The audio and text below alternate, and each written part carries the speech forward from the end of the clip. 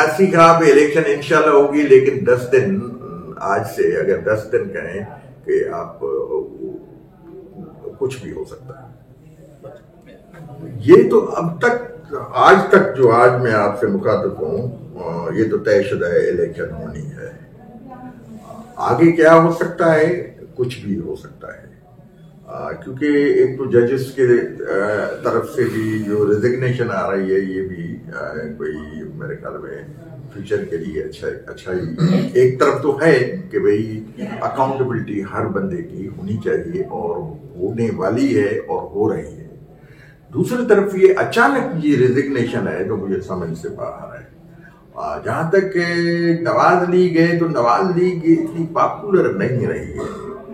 अब peoples party को ये फायदा मिल रहा है कि एक तो नवाज के लोग नाराज और जो इमरान खान के फॉलोअर्स थे वो पीपल्स पार्टी के लिए उनका झुकाव है।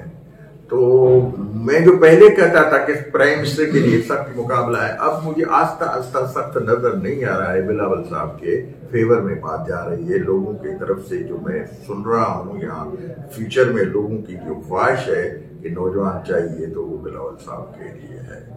तो इंशाल्लाह इसी तरह हालार भी इस मरतबा एमपी के टिकट में वोट इतने ही लेंगे जितने मैंने सबसे ज्यादा लिए थे। इस तरह आलार खान भी सारे सिंध में जो भी एमपीए होंगे उससे ज्यादा वोट देंगे। बैरिस्टर गौर 2008 में पीपी के टिकट पे लड़ा था लाहौर में और पीपल्स पार्टी का था, अब सिंपैथाइजर भी है।